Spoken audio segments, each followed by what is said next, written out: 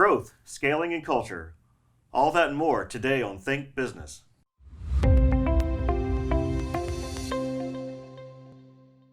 Hi, I'm John Yeager, Managing Director of Business Transformation Services at Bennett Thrasher.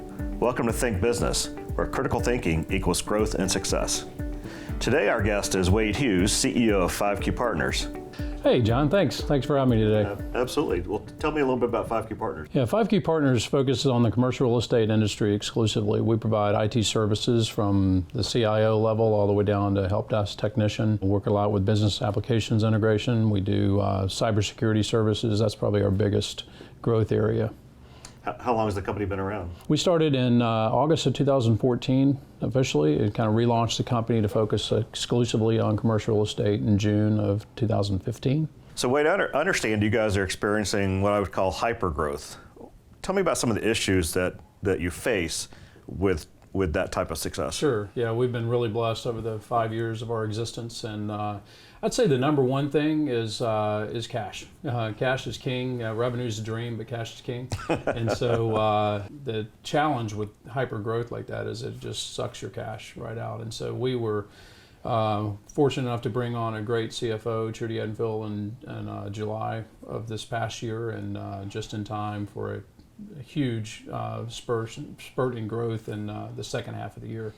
And she helped us navigate through all that. Otherwise, I don't know what we'd have done. But, right. And scale is the other, being able to get out of your startup mode and into to a highly scalable infrastructure has been a big challenge as well. Right. So specifically on the cash management side, what steps have you and Trudy taken to kind of help manage that? I know, one of the quotes that I always hear is, you can grow yourself into bankruptcy. Yeah. Right. So easily. I understand that challenge. How do you guys manage that? Yeah, I think the biggest thing is getting our bills out on time. We went through a period where we had 4 or 5 months of back billing that we hadn't gotten out, and that's an absolute death knell. Right. So that was the number one thing that she focused on, especially on our professional services where you had to collect the hours and collect the equipment cost and get that out onto a bill. So we really streamlined that process. We still got a lot more work to do, but that was the number one thing. And then following up on collections on a very regular basis was the other. And so far, our day sales outstanding are down to about 33, 35, which is really excellent. Right. But as long as we get the bill out. Yes. So that's two major things that we did. And then just being able to get some cash up front from clients that have huge projects kicking off, where we're going to experience travel cost and other out-of-pocket cost. So you try to structure the project, the deal, the cash flow to get a certain amount up front to help kind of drive startup costs of the project. Exactly, and then extending our lines of credit with all of our vendors and our bank. So that was another big part that she kicked in. Let's talk about extending the lines of credit of the vendors. How does that work? I know your business is a little different because I think you're buying on behalf of your clients and those kind of things. So tell me how that has impacted cash flow and what you've been able to do. Yeah, I think the biggest thing is we've got experience under our belt now. It's really hard to get credit when you are getting started. Yes. So we you only get credit when you don't need it, right? Yeah, exactly. And to that point, we had in July we had some low credit balances. So we really went to our vendors and showed them our record and the growth pace that we were on, and she really was able to extend sometimes 4 or 5 times the level that we had previously. Early in the conversation, you mentioned you focus on cybersecurity. That sounds like a new focus for you and one that's helped you drive the growth. How did that come about, and how did you structure that line? As everything, our customers drive what we do. And so we were providing managed services to some very large REITs and other commercial real estate companies, and one of the REITs audit committees came to the table and said, well, how do we know our buildings are secure? And everybody kind of looked around and said, well, we don't. So so they asked 5Q to go out and do pilots of 3 buildings, and it was just a disaster what we found at the building level with open systems, and hackers were constantly pinging those systems and getting in. They fortunately hadn't gotten into the corporate systems from the building networks, but they were just wide open. So we did a huge project for about 85 buildings nationwide, where we went in and assessed and then remediated every building, locked them down, and put in cybersecurity components. And that really, the same time that was happening, the industry became the top 5 targets in the world for cyber criminals. Everybody was coming to the table, so we said we've got to really ramp this fast. We've got to get really heavy-duty expertise in place. So in order to attract the right people, we're trying to determine whether to put that in as a separate division or a separate company. But to attract the right people and give them a stake in the game, we really needed to separate the company and make it a separate one, and it was absolutely the right decision. We spun that out in January of 2019, and they doubled their goal in their first year and opened an entirely new market of corporate owners and occupiers, in addition to commercial estate owners and operators. Is there a specific focus that seems to be the hottest button these days in that area? Yeah, I think really building level cybersecurity is the hot button. Everybody's kind of addressed corporate level security, but nobody's addressed the assets. And our clients own as many as 200 either malls or office buildings or senior living facilities or multifamily communities. So really getting down to that level and making sure that the networks are tight and that you can't get back into the corporate systems from the building level is the hottest area. So doing really the assessments and the remediations of those buildings. And then what we provide in our core services is the ongoing monitoring and management to make sure it doesn't flip back. So building level security, you're talking about the building provides the infrastructure to access the internet and those kind of things, and then that's the infrastructure that the tenants would use to then do their business? Well, not tenants necessarily. Okay. The guest Wi-Fi is something that tenants and guests of the building would access, and sometimes that's connected with the corporate networks, which is a big no-no. Right. But if you think about base building networks, everybody knows about IoT, Internet of Things, and the buildings are becoming smarter and smarter. Right. Well, with that comes the risk of cybersecurity hacks. So we go in and look at access control systems, elevator systems, electrical systems, just what we call BMS, building management systems, and then we put those behind firewalls and protect access, and then manage the vendors who need access to those systems. And do you put out your Social Security number as a guarantee? Yeah, haven't gotten that far yet. Okay, all right, good. Don will do that. Okay, awesome. 5Q Cyber. So you mentioned that you put it up as a different business. And you said that was the right decision. Can you talk about why that was the right decision for you, and maybe it was a good thing for other folks to consider, maybe that are people watching this? As a matter of fact, I talked to a friend yesterday about the exact same topic, as whether to spin something out into a separate company. And it really, the two driving factors for us were to get the right talent, and we absolutely did with Don Goldstein as the CEO of 5Q Cyber. We were able to attract one of the top guys in the entire industry. And then he was able to attract other people that he had worked with. The second thing is really market focus. So it gives us the ability to take 5Q Cyber places that 5Q Partners couldn't go. So there are clients that wouldn't necessarily be interested in our services because they have everything in-house on the 5Q Partners side, but they don't have cybersecurity expertise.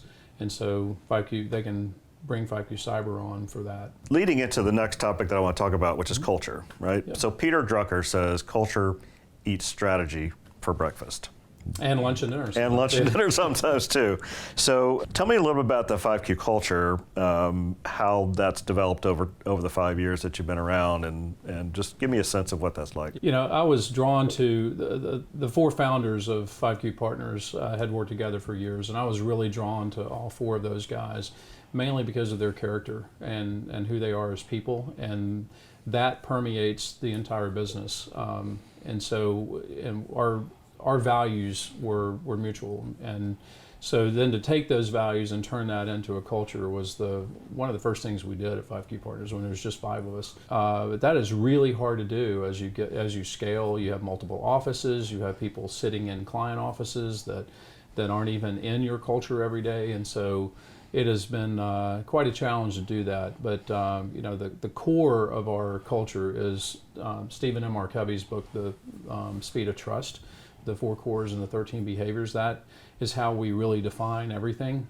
what we do now is we have annual offsites where we fly everybody in to a facility. This last time was R&B down south of Atlanta, and it is just invaluable. Very expensive to do that, but it's invaluable. And as you mentioned, it's even more important than strategy to have that, so it's worth the expenditure to do it. And then to have people from various parts of the country and 2 different companies coming together to share the same values and stories and really set strategy together is really, really important. And that's one of the only ways I know to do it. So for our viewers, you mentioned the Stephen Covey principles. So tell me a little about what that's based on. Yeah, well, there's 13 behaviors that either inspire or take away from trust. And so there's 4 cores of trust, which starts with your personal character and then gets into your competency. And so the 13 behaviors are something that are really tangible, that if you have a disagreement with somebody or you have a bad experience, you can look and see which of these 13 behaviors were violated in that situation. And so it creates a common language that you can communicate with, where you can say, well, you weren't transparent, or you're not practicing accountability, or you didn't produce the result that I was expecting, that we agreed upon. Right. So it gets it out of the emotional realm and gives you some language to have some difficult conversations. Absolutely. Radical candor. Yes, exactly. That's Love that term, the way I've always kind of framed it. So do you have an example of maybe how you've seen that play out, through the company, some tough discussions? You've seen it all different levels of the mainly with base. Customers. I mean, you can't promise perfection. You can promise it, but you can't deliver perfection. Right.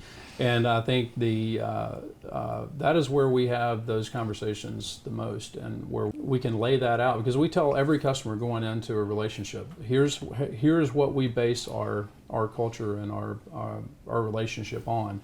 And so when we have a bumpy point in that relationship, then we can go right back to those behaviors and have that conversation with a client. And it's like I said, it's not emotional. Right. You can lay that out and say, here's exactly where we violated this, and sometimes it's us. We did that. Sure. And so and we always put that on the table first. Here's where we screwed up. Yep. And then here's where we see that you can improve on your side, and we'll have a much better relationship. So yeah, I mean, I've had that, unfortunately, several times. Right. As a startup company, you're going to stumble a decent amount when you grow out of your shoes. Absolutely. So I've had to sit in front of customers, and they really appreciate that.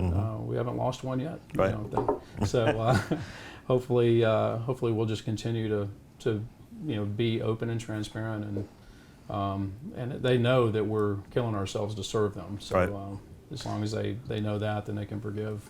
Absolutely. We're, our practice, we are also in the outsourcing world. So we outsource accounting, we outsource technology delivery in the accounting space, the accounting solution space. That's usually a very tough transition for a client to go through, either outsourcing the practice or putting new technology in place. And so, I find, it sounds like you do, which is it's key to help them understand that this is not going to be a smooth process. Yeah. This is not putting in QuickBooks and setting up chart of accounts and moving on. This is a more complex process, and there are going to be issues. And here's our culture of how we're going to it's a daily relationship, right? It's a daily, ongoing relationship, and it's a thankless relationship. Yes. I mean, that's the bad thing about what we both do. The accounting and IT and HR functions that are in the background. It's kind of like you walk in a room, you flip the switch. Well, you expect the light to come on, right? Yep. And if it doesn't, then you're pissed. Right. But nobody ever calls Georgia Power and says, "Hey, thank you very much for making the lights come on today." Right. So the same with us so you're kind of starting out in that difficult situation. Right. And then hopefully we deal with the successes as well as the misses. Yes. Yeah, I don't think we've gotten any calls about how well we process AP. Exactly. So I hear what you're saying. So Wade, thanks a lot for coming by. We appreciate that. That was a very interesting conversation. But I think that's all we have for today. Do you have anything else you want to add before we wrap up? Well, thanks a lot for having me. This has been a great conversation. And if any commercial real estate related clients are out there and need some help, they can always call 5Q Partners. Awesome. Thank you. You can also find me on social media at John Yeager or at #ThinkBusiness. Thanks and have a great day.